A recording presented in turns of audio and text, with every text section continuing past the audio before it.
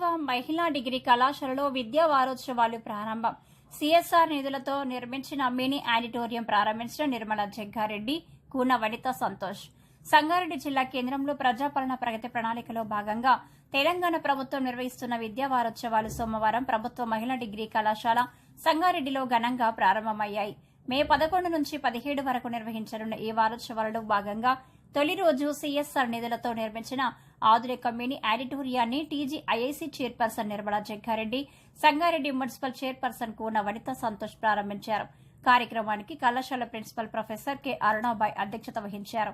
ఈ సందర్భంగా నిర్మల జగ్గారెడ్డి మాట్లాడుతూ ప్రజాపాలన ప్రగతి ప్రణాళిక ద్వారా విద్యాసంస్థల సమగ్ర అభివృద్దికి ప్రభుత్వం కట్టుబడి పనిచేస్తుందన్నారు. విద్యార్థుల సంక్షేమం, నాణ్యమైన విద్య, మౌలిక వసతుల విస్తరణకు ప్రభుత్వం ప్రాధాన్యత ఇస్తుందని తెలిపారు. తాను ఇదే కళాశాలలో విద్యను అభ్యసించినందున కళాశాల అభివృద్దికి ప్రత్యేక శ్రద్ద చూపుతున్నారని పేర్కొన్నారు. టీజీఐఏసీ ద్వారా కళాశాల హాస్టల్ నూతన భవన నిర్మాణానికి 4 కోట్లు మంజూరు చేసినట్లు వెల్లడించారు. భవిష్యత్తులో కూడా కళాశాల అభివృద్దికి సహకారం అందిస్తారని హామీ ఇచ్చారు. ఈ కార్యక్రమంలో డిగ్రీ కళాశాల అధ్యాపక బృందం, సిబ్బంది, కౌన్సిలర్లు, కాంగ్రెస్ నాయకులు పాల్గొన్నారు.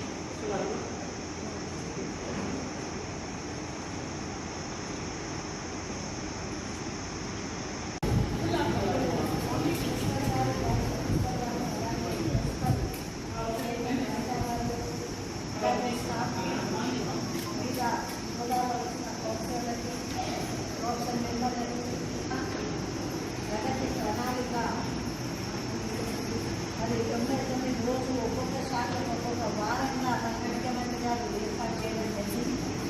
అందులో మూలంగానే ఈరోజు డిగ్రీ కాలేజీలో ఈ కార్యక్రమం పెట్టడం చాలా సంతోషంగా ఉంది. ఎందుకంటే ముఖ్యమంత్రి గారు ఎడ్యుకేషన్ శాఖని ఆయననే పెట్టుకొని ముందుకు నడిపిస్తున్నారు. మనందరికీ తెలుసు, వైద్యము, విద్య ఎక్కడైతే బాగుంటుందో మరి ఆ రాష్ట్రం కానీ ఆ దేశం కానీ బాగుపడలేదు. మరి విద్య ఉంటేనే అన్ని రకాలు మరి మా స్టూడెంట్స్, నేను కూడా ఇది కాలేజ్ స్టూడెంట్, మరి నేను కూడా బీకామ్ చేసిన బిఎస్ ఇక్కడే. మరి నాకు చాలా అనుబంధం ఉంది కాలేజీలో, జూనియర్ కాలేజీలో చేసిన, అప్పుడు ప్రైవేట్ కాలేజ్ సంగారెడ్డిలో, గవర్నమెంట్ కాలేజీలోనే మరి చదివి నేనుగా ఈ స్థాయికి వచ్చినాం. నేను కూడా మరి ఒక్కొక్కరు ఒక్కొక్క స్కీమ్ బట్టి వివిధ రంగాల్లో మీరు కూడా వెళ్తారు. అలా తయారు చేయడానికి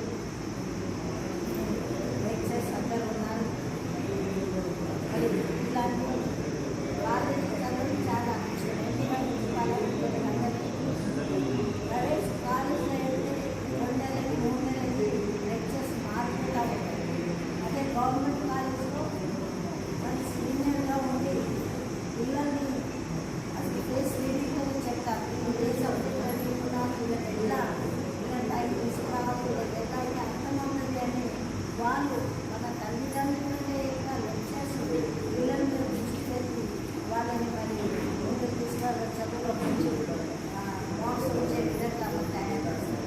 వాటి మనం అందరం కూడా లెక్చర్స్ అయినా వీలైనా ఏమైనా ఇక్కడ తల్లిదండ్రుల తర్వాత గురువే కాబట్టి మన జీవితాలు బాగు కావాలని చెప్పి ప్రభుత్వం చేస్తూ మన ప్రభుత్వం కూడా వాళ్ళు విద్యను బోధించడం.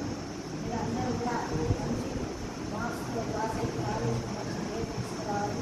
మరి ఇప్పుడే స్థాయికి వచ్చిన కాబట్టి నేను చేసి చేసి ఆఫీస్ నుంచి మరి హాస్టల్కి వాళ్ళు తీసుకురావాలి.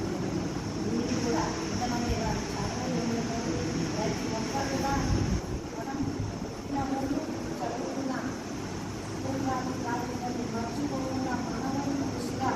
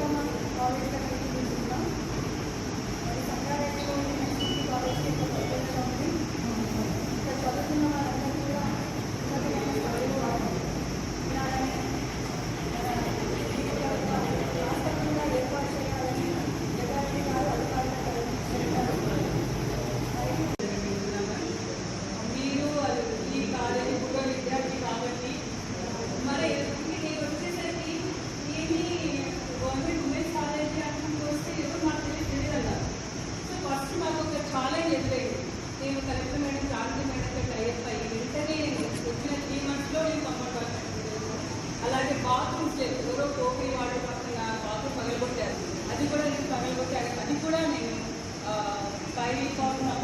బైకాన్ కంపెనీ నుండి డైరెక్టర్ని డైరెక్ట్ అయ్యి నేను బాబు కట్టించాను.